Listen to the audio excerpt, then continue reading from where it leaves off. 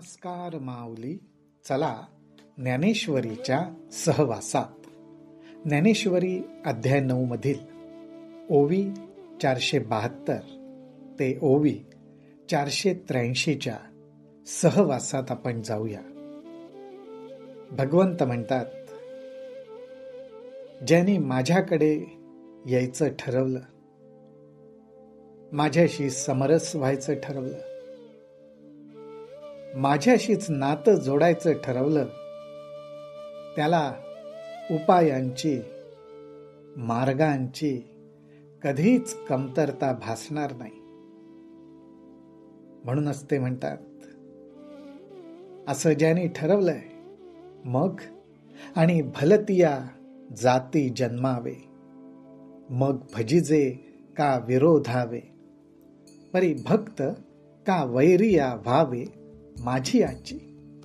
मग एखाद्याने कुठल्याही जातीमध्ये जन्माला यावं, माझं भजन करावं किंवा चक्क मला विरोध करावा. बघा भगवंत काय म्हणतात, उघडपणे सांगतात की कोणत्याही जातीमध्ये जन्माला यावं, माझं भजन करावं किंवा चक्क माझा विरोध करावा, परंतु परी भक्त का वैरिया व्हावे माझी आजी. पण अट अशी घालतात, परी भक्त, पण भक्त किंवा वैर जर करायचं असेल तर माझंच करावं, भक्ती करायची असेल माझीच करावी, विरोध करायचा असेल तर माझाच करावा. अगा कवणे एके बोले, माझे पण जरी जाहले, तरी मी होणे आले हाता निरुते. अहो, कुठल्याही कारणाने का होईना, पण एकदा का माझे पण म्हणजे माझ्याशी तुम्ही जुळलात की काम झालं. मग तरी मी होणे आले हाता निरुते, म्हणजे दुसरा हातात उपायच राहिला नाही, मग मलाच येऊन मिळावं लागणार हे पक्क झालं. यापरी पापयोनीही अर्जुना, का वैश्य शूद्र अंगना, माते भजता सदना माझिया येती. म्हणून अर्जुना तुला सांगतो की या कुठल्याही प्रकारे माझं भजन केलं, माझा ध्यास धरला की मग वैश्य असो, शूद्र असो, स्त्री असो, कुठल्याही प्रकारचा तो जीव असो, पण माझं भजन करायला लागल्यावर, आणि ते सुद्धा कोणत्याही प्रकारे, प्रेमाने असो, द्वेषाने असो, विरोधाने असो, पण माझं भजन करायला लागल्यावर ते मलाच येऊन प्राप्त होणार. पुढे भगवंत म्हणतात, मग वर्णान माझी छत्र चामर, स्वर्ग जयांचे अग्रहार, मंत्र विद्येसी माहेर ब्राह्मणचे. जे वेगवेगळे वर्ण सांगितलेले, त्या वर्णांमध्ये एक असे श्रेष्ठ आहेत की ज्यांच्या नशिबात छत्र चामर येतात, त्यांना ते प्राप्त होतात, कारण त्यांना श्रेष्ठ मानलं जातं. असे वर्णांमधला श्रेष्ठ वर्ण ब्राह्मणांचा, अर्थात जो ब्रह्म कर्म करतो, ब्रह्मविद्या प्राप्तीचा ध्यास धरून सर्व आचरण करतो, तो ब्राह्मण, त्याला श्रेष्ठ मानलं जातं. आणि मग त्याला बक्षीस म्हणून अग्रहार म्हणून जणू काही ज्या गावाचं दान दिलं जातं, ते गाव म्हणजे स्वर्ग, ते गाव म्हणजे स्वर्ग. आणि अशा रीतीने ब्रह्मविद्येचा अभ्यास करणारे जे असतात, त्यांच्यासाठी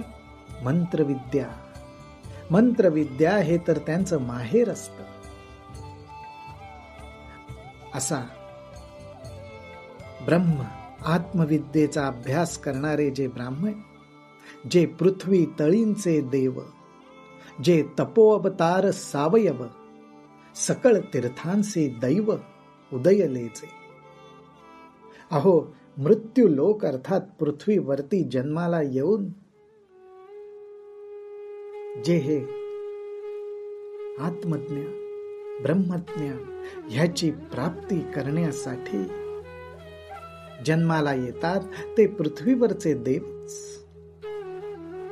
ते पृथ्वीवरचे देवच. आणि ते जे तप करतात, ते जे साधना करतात, त्यातून तर ते मूर्तिमंत मृत्यू लोकात येऊन प्रगट झालेले मूर्तिमंत तपोवतार होत. आणि त्यांच्यामुळेच तर तीर्थ उदयाला येतात आणि तीर्थांचं सुद्धा भाग्य बदलतं. जेथ अखंड वसिजे यागी, जे वेदांची वज्रांगी, जयांची दिठीची उत्संगी मंगळ वाढे. अहो, अशा प्रकारे आत्मविद्येचा अभ्यास केल्यामुळे ज्यांच्या ठिकाणी हे ब्राह्मणत्व आलेलं असतं, त्यांच्या ठिकाणीच मी जी यज्ञाची संकल्पना सांगितली, तो यज्ञ त्यांच्या ठिकाणीच अखंड वसिजे, त्यांच्या ठिकाणी तो सतत राहतो. अर्थात भगवंतांनी ज्या प्रकारे सांगितलंय की कळत न कळत आपल्याकडनं यज्ञ होत असतो, तर ह्या ब्रह्ममार्गाची उपासना करणाऱ्यांकडनं तर तो अखंड घडत असतो. म्हणून तो यज्ञ त्यांच्या ठिकाणी सतत असतो. एवढंच नाही तर त्यामुळेच हे ब्रह्मपुरुष वेदांची वज्रांगी, जणू काही वेदांचं कवच बनलेलं असतात. वेदांचं रक्षण जणू काही हेच करतात. आणि जयांची दिठीची उत्संगी मंगळ वाढे. आणि ज्यांची दृष्टी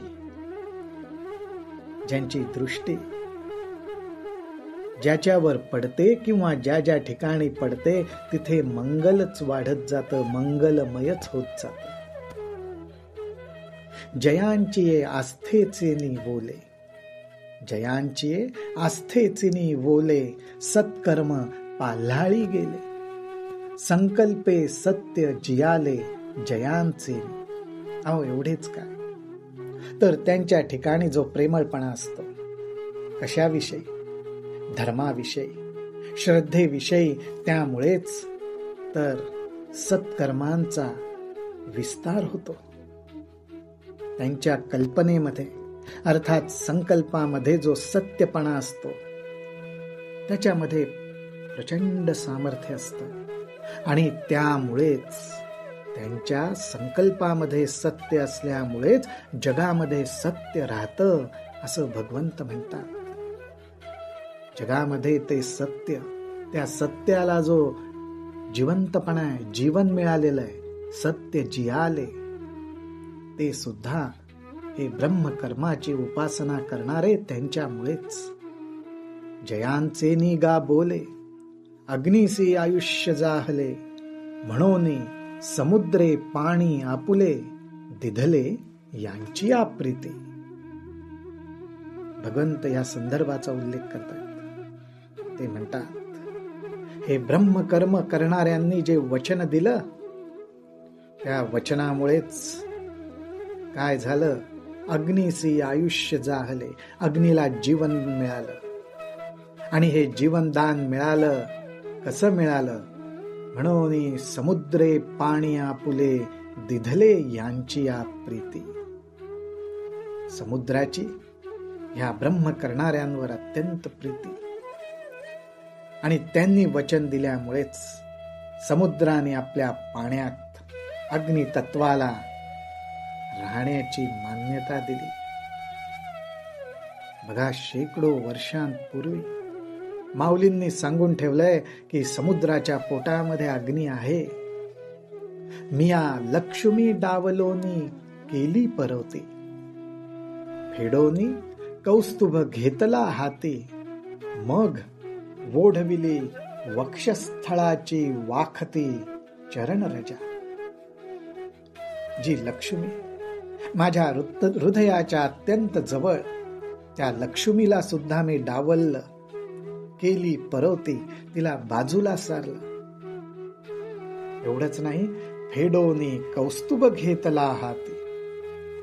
माझ्या हृदयापाशी जो कौस्तुभमणी होता, त्या कौस्तुभमणीला सुद्धा फेडोनी, त्याला सुद्धा मी तोडून बाजूला केला आणि मग ओढविली वक्षस्थळाची वाखती चरणरजा.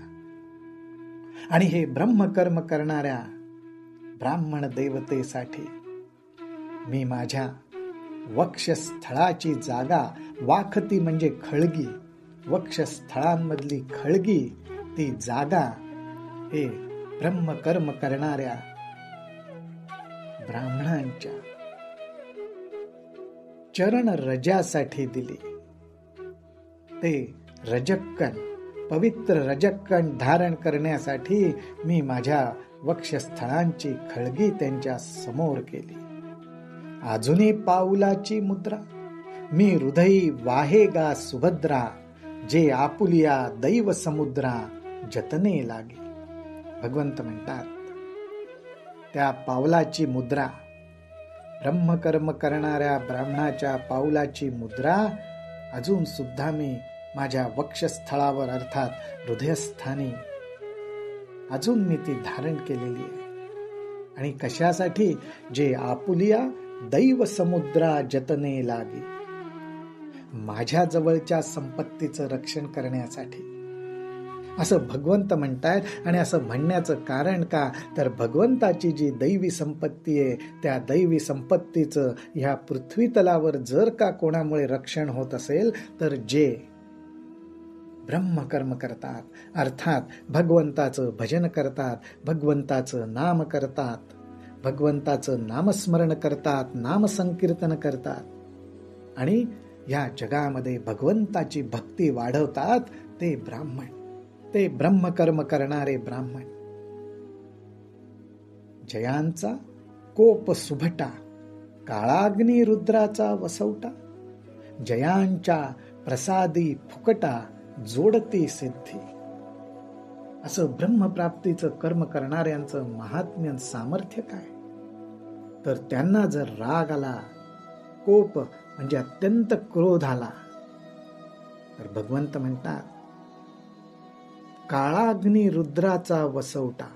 काळाग्नी म्हणजे जणू काही प्रचंड प्रचंड अग्नी, प्रलय काळचा अग्नी, त्याचा जो रुद्र भाव आहे, तो भाव ज्या ठिकाणी वास करतो असा ह्यांचा राग असतो. तो अग्नी त्यांच्या ठिकाणी राहतो. आणि जयांच्या प्रसादी फुकटा, जोडती सिद्धी. आणि जर का अचानकपणे त्यांनी प्रसन्नतेमुळे जर आपल्याकडे पाहिलं, आपल्याला आशीर्वाद दिला, तर आपल्याला सहजपणे सिद्धीची प्राप्ती होते, असं त्यांचं सामर्थ्य असतं, असं भगवंत सांगतायत. ऐसे पुण्य पूज्य जे ब्राह्मण, ऐसे पुण्य पूज्य जे ब्राह्मण, आणि माझ्या ठाई अति निपुण, आता माते पावती हे कवण समर्थपणे. काय म्हणतात भगवंत? आता माते पावती हे कवण समर्थन. याचं समर्थन करायला पाहिजे का? आणि पुण्य पूज्य जे ब्राह्मण ऐसे म्हटलेलं आहे, म्हणजे असं सामर्थ्य ज्यांच्या ठिकाणी आहे. आणि हे सामर्थ्य त्यांच्या ठिकाणी काय? आणि माझ्या ठाई अति निपुण.